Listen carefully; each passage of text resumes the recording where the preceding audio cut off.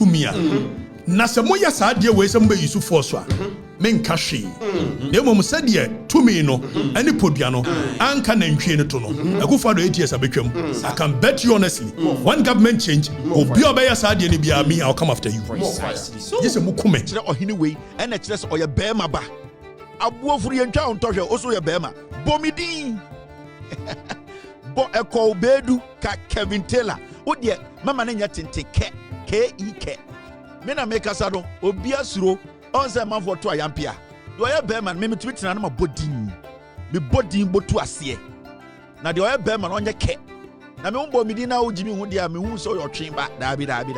Let me say hello to eye omo mo hwe me no ede na AC wo Ghana mente ya nipa bi ekeka nsem a obia entumi mbomidin me de esame maka me say we bema na se utu edua te sem ya na obomidin wentuma mbomidin de ayo oba ma me nti that's how I was trained nti makato oye wanyo oye NPP ni o oye GPP ni o oye KKK o ka Kevin Taylor se na mbomidin ayo aboa ma me so oye bema ehwada onantem te sem ya na wabomidin ene na be kire se oye bema ba na wentumi anye saa now to ayampia dia and the only man who could inti me maka I control the airwaves. I sit here and decide who becomes president in Ghana, and God being so good and God listening to me and God listening to the people who are on this platform with me with our good hearts, God led us to bring John Mahama to power.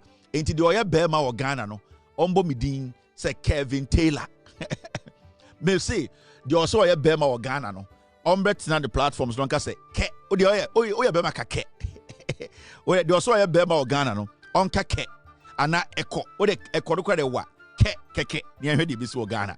I will choose the flag bearer for the NPP, and I promise Ghana I will choose a madman for the NPP. It is me. Don't try. Me say the oya bema Ghana ho no me mini Ghana ho, but I control that country.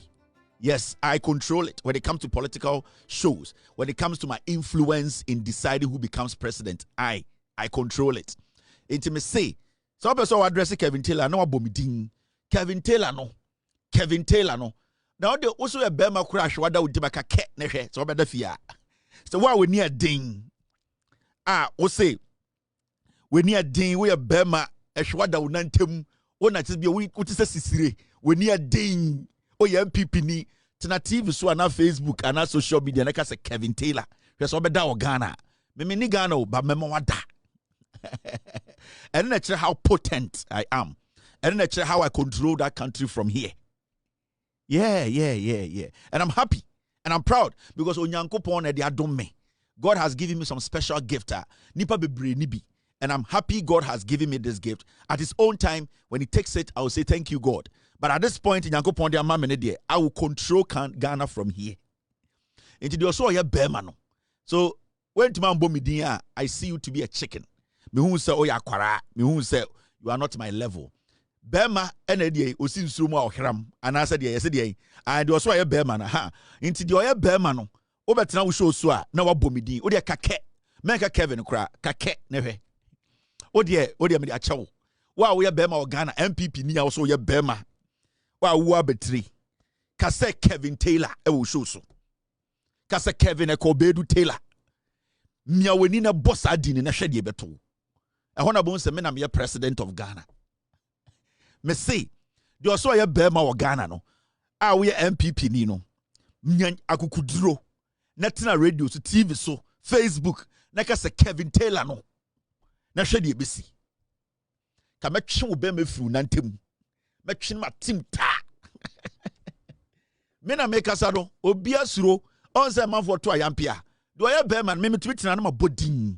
Me bodin botu ase. Na de oya bema no nye ke. Na me umbo midin na ojimi hu dia me hu so yo twen ba dabi. NPP for ma mo peme ohun. Mo peme. Mo peme. Me hu se NPP for ma mo peme. Am hwe mo anim mo peme. Ai say mo hwe me sie. Ai NPP for mo peme. Wo hwe me mo peme ohun mo peme.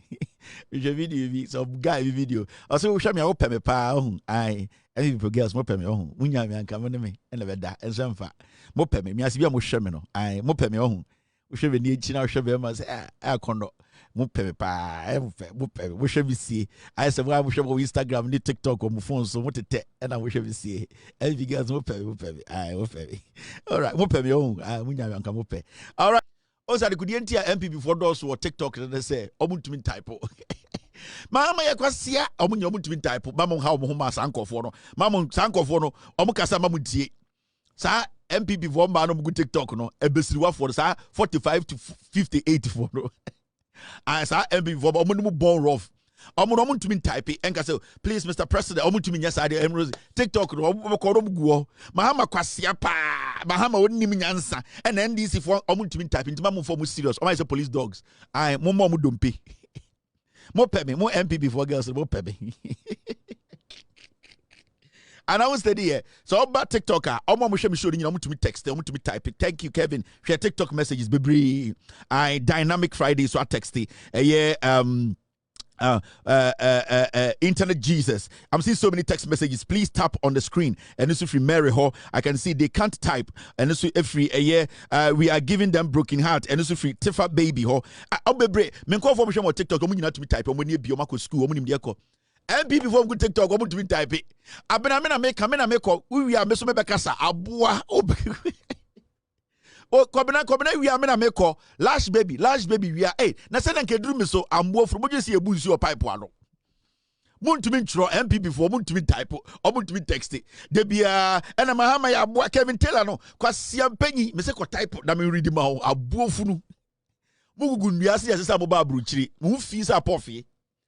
We toughen up, we tea in ye.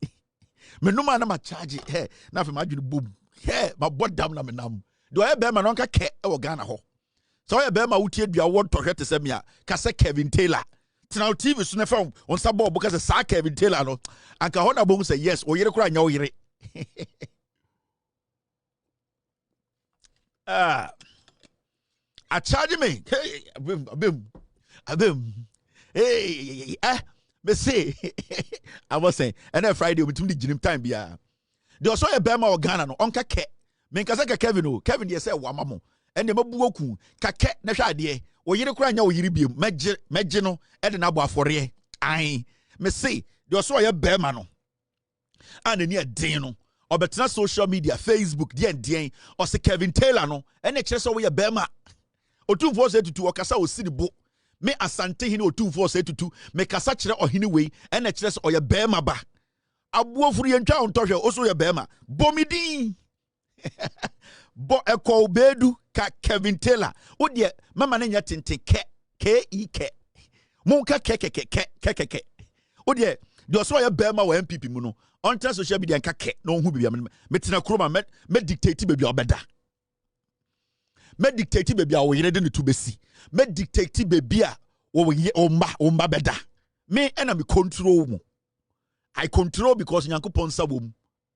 Enye eniso kan onyame nsa wom. So I will sit in America and I will control. Facebook no way. Money is live here on Loud Silence TV tonight. Thank you very much. Inti mo amoye adwuma amutwika enwumre a mutie Kevitela mbetime tie mo radio so. Me akasa mo be radio a me wa license. Eye me radio, me property me wa me madia. You see, more properties be brave. Radio don't come check what bet my invest to 200 years. And okay, bet my show me radio. Bet my etie Android so and answer Apple so. Into more person mutie mo radio so mo bet my App Store no. Mo use iPhone papa no. Mo ko App Store na mo download Loud Silence Radio. So person who say radio ni edwa ma menchro. Ni nyina ya media meja pade me am sika. Me sa tua $5,000 a month for TV. Inti mo person mutie reba me bo radio ni nchro. So radio nini 200 years and okay bet my show am radio bet my etie Android so and answer Apple so it's more person mutie mo radio so that's how it works. It's me. That's investment. At my age may very versatile go baby ma tap baby enti me no metia me so we bema boke dehwe. All right, now mo me action no na enko enim MPP for girls mo feel me mo pɛ me omo ko hye bathroom no hwe me hey boy we ye didi na tem obedwum aso ye pɛ no hey ka me bema no a hwe wo pɛ me wo support nkwase for party wo pɛ so no me san sisan wadwene enti mo and this MPP for girls mo pɛ me MPP mo pɛ me some mo ye nkurase for mo doors mo pɛ me mo hye mo dem mo pa mo nko ai ka mo na mo hwe me ai some mo pɛ me hu se And I'm say I pick ya na a jira papen. I'm feeling me fucking. I'm just hey boy no. I had I say Arkele no any 1994. I tiasi. Ede oya wuhwe enye open me NPP ni open me so ntumi type. Me de say open me also who typing. Won't type abentumi no nya bibia. In NPP girls na more TikTok no. Mon try na munsua typing. Na ye didi we na ya Mahama na Kevin Taylor na mo yakwase ende ba ku bi na metimi stress Alban Bagbin teni 1 year me NPP for NDC for there omoji me say jai na type ni enkan ma ho greetings from abroad type keke ni enkan ma ho eno so da ne ntokwa NPP for mutumi type guys mo feel me NPP for mo peme pa me say me minim bibia omo hyehyehye omo dem anadwo a no mo Kevin Taylor mo peme ai whatever mo peme oh ai me be phone lines on beku mo peme some boys ni no na makom TikTok boy in dinner tem say asem okanyina so no kura makom me munim say me hu nti mo beko bunsam gem mo peme girls mo peme NPP girls mo peme ai mo mbema ni nyina na yakon ai o might say a kokohwede e no mo nanam Ghana ai obodi mafufufu tse nketi anti mu hu mbema ye clean shave say ya president papa bi o wiase bi clean shave clean shave ana hunda check e wiase president papa bi ni party bi o wiase bi a clean shave because that is the hallmark of a clean decent good smelling man. Majority of mbema bi o mo wi ka bi no mo smelly good but majority no mo mo peme NPP girls mo peme. All right mama jujum. Now and the case of no makase Ghana no enye nyina ne ose to aba. The reason why makase an say anybody boy it is all to aba. I we mu say it is all to aba. Kwasia oba besia wabo bosia wabo aba besia wabo bosia 200 million was what they fa kwadu na kwadu awurade adu ebilibo ma na bo uchi mi no ene me minyu aba no meka mo fani kwadu ebilibo ma awurade adu e be say just me see me 2028 ko MPP voti esi e beto aba e be test enye so bia sorry ado beto aba me di 18 beto aba ye be jai sa de no enti MPP voti jimi nti MPP for school amon penti ene jimi nti mumudodo ne be test e o polling station asa ne ato aba enti uba e be busa akohia enti mo anko school na mo di party de chi ye na nanom ene na nakoye wei ene ne akoko de na nakoko ntokwa ene na ne wei ye bo wetuo ene mo de mu jimi wi mo wi emponji bini ni ayade mo MPP for bi ye be test asa ne ato aba wa hwe mo nyina mo to aba de bi o esi awudu ani ama pen and paper chiro udin na chiro myself ansa na wato wa hwe next 2020 mo menya 2% mo because me very sure say me minu say ntafo omusua de omutumi chiro budin etumi chiro myself I want for the men ko brofo omubetro hey may I take you I'm coming Mr. Livingston obetro infant for the Mr. Brown don't go there bonofo ni school ko he bonofo omo de to for ma omubetro nice oko eye enzima kwa me nkroma go no omuko school for kenam no go school ka ekumu omuko school rough eye oba eye ehifa uwure tese omo na mo yeah BB4 ya kasi go chiro myself go to aba bo benya 2% mo za go fo inti 2028 there Abuakwa ya be chira myself and send ya to aba e be hwe de be so kurum ha me say ade be TikTok efu oro ade be ga TikTok de esi ano untumi use video without copyright or say everything be a texting mo de mo hu de be so kurum ha mo nyina bo wu mo untumi type e na nkwase ade mo amuntumi read mo amuntumi chiro ena mugu party echi na jibi ena ena na de ntoma ma wei ena ena na asase nie ena ena na ne we kunye ebusia ntokwa de fa Ghana ho ben ebusiafo na eko om ntokwa efri Ghana efa Ghana ho ben ebusia ntokwa de se ebusia ntokwa ye ka Ghana se na echechire Ghana etime maka kire mo 2028 ye be exam sansan ya to aba no ye be hwe de be so kurum ha me John Mahama anka mame ato mame aye exam sansan ya to aba e ho na nke be hu 2% kranka bunya mo metna kruma hwe before I start the show me refi